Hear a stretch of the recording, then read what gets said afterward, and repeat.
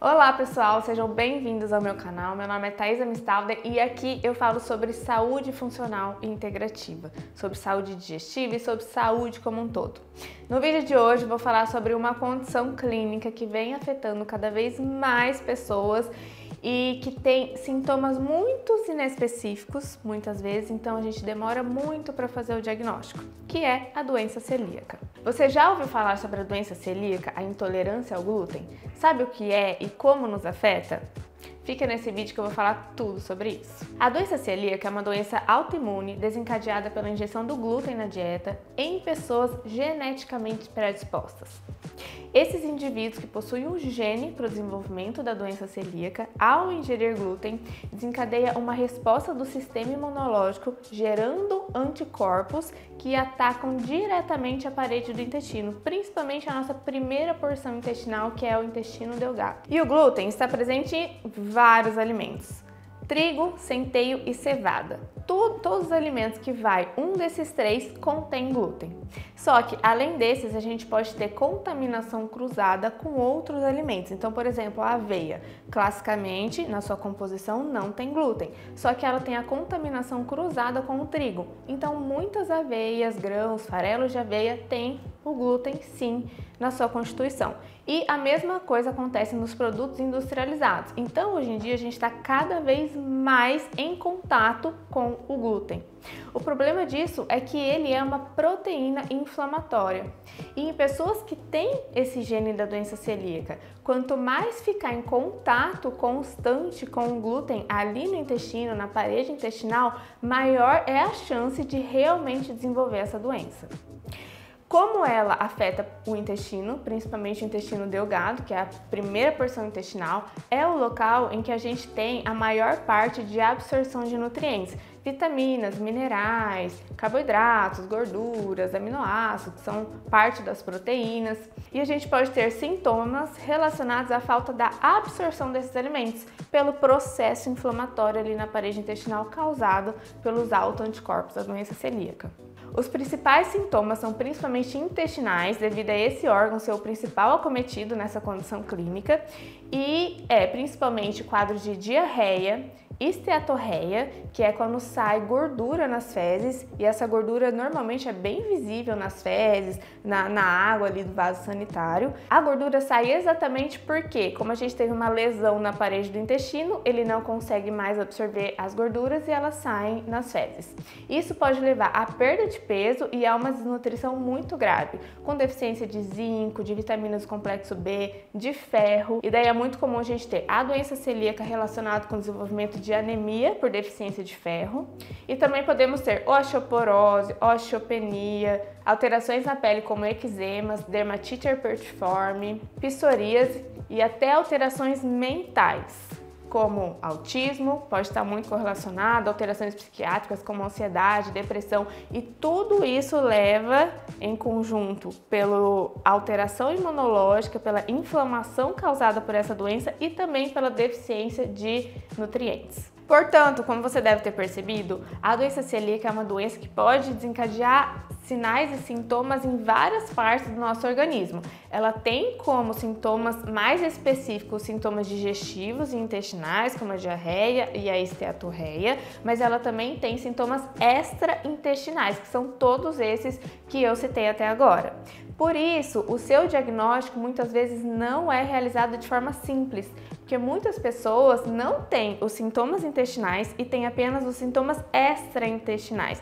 Então, até que se leve ao diagnóstico da doença celíaca, demora muito tempo e a pessoa acaba sofrendo por muitos anos com todos esses sintomas, e também a lesão intestinal acaba sendo muito maior. O diagnóstico é realizado com a combinação de exames sorológicos, que são exames de sangue, em que a gente vê se tem a presença dos anticorpos da doença celíaca, e também da biópsia da parte do adenal do intestino. A gente faz uma endoscopia que chega ali na primeira porção do intestino e tira uma parte da parede do intestino para fazer a biópsia.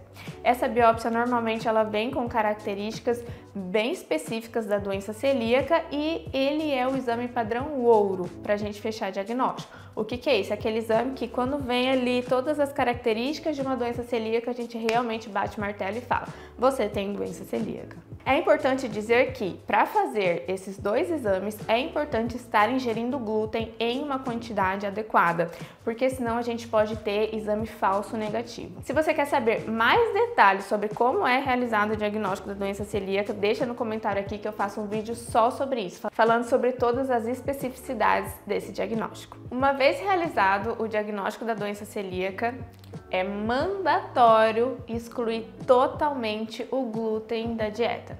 Então nós entramos com uma dieta que chamamos de dieta gluten free. Tem que excluir todos os alimentos que contêm o glúten, que são especificamente os que são feitos de farinha de trigo, centeio e cevada, mas a gente sempre tem que ficar de olho naqueles alimentos que possa ter contaminação cruzada, como a aveia. Então toda vez que for comprar qualquer grão, cereal, qualquer farináceo, é importante olhar no rótulo se ele realmente é gluten free, porque a aveia, por exemplo, como não tem na composição, a gente fala, não, a aveia tá tranquila, eu posso ingerir, mas muitas vezes aqui no Brasil, o cultivo da aveia e também o processamento dela está junto com o trigo, então tem essa contaminação cruzada.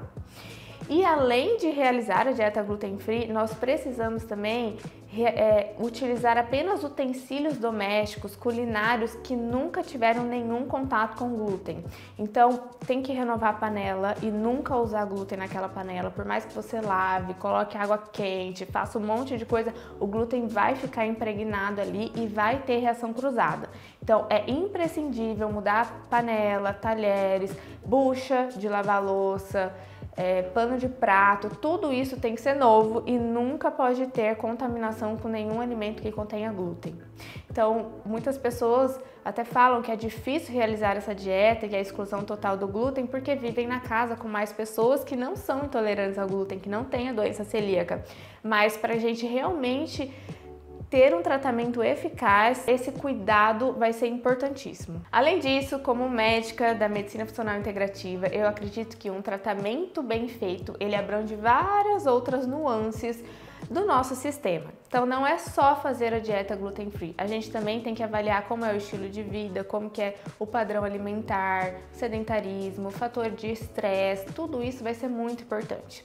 E a gente precisa fazer uma modulação intestinal junto com a dieta gluten free. Por quê? Pacientes com doenças celíacas possuem alteração na microbiota intestinal, que são os micro-organismos que convivem com a gente ali no intestino. Então, no primeiro momento, principalmente quando faz o diagnóstico, a gente precisa melhorar a saúde, o ambiente intestinal, melhorando a composição de todos esses micro-organismos e também ajudando na reparação tecidual do intestino.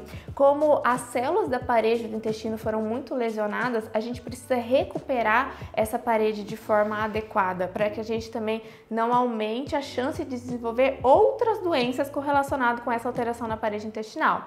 Por isso é importante a gente fazer essa modulação de forma adequada, a gente repor nutrientes, vitaminas, minerais, repor aminoácidos para a gente ter estrutura para fazer essa reparação tecidual e colocar também vários fitoquímicos e vários suplementos que vão ajudar na melhora de todo esse ambiente digestivo e intestinal. Se você gostou desse vídeo, não esquece de dar o seu like, ativar o sininho. Toda semana eu tô aqui com conteúdos riquíssimos para você.